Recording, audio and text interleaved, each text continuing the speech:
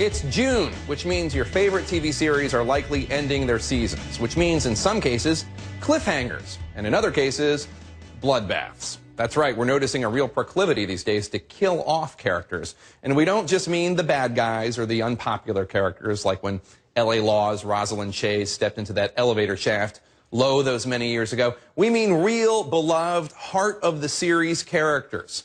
We recently chatted with the creators of some of the hottest shows on television to see what's behind this epidemic.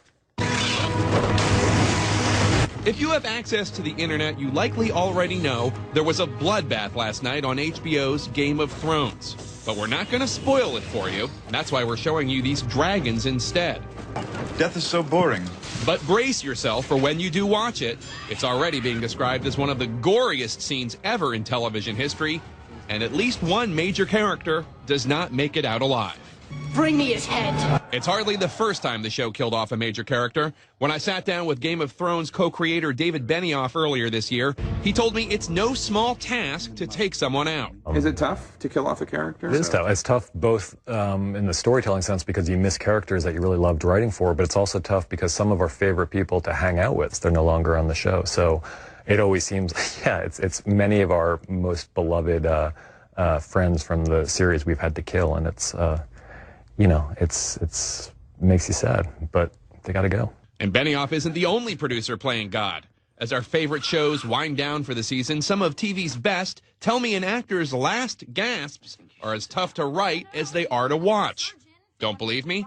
Just ask Shonda Rhimes, the woman who stopped many hearts in many ways on ABC's long-running hit Grey's Anatomy. Do you feel you've gotten a little trigger happy? I feel like medical traumas aren't that interesting if you know that everybody's going to live. So you listen close. What I choose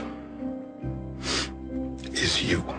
One of the hardest to let go? Season 2's Denny Duquette, the heart transplant heartbreaker who passed just after proposing to Katherine Heigl's character Izzy.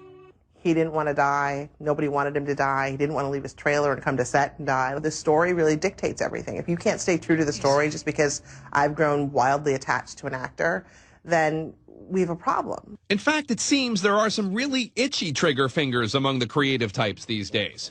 In recent weeks and months, we've seen major characters meet their makers on Downton Abbey, Homeland, Boardwalk Empire, and, not surprisingly, The Walking Dead. Do our favorite characters all have targets on their backs? What's going on? Lane hanged himself in his office. Get something to come down. On Mad Men, the Price in Sterling Cooper Draper Price is no more. Was it tough to kill off Lane? Yes. Yes, that was really hard.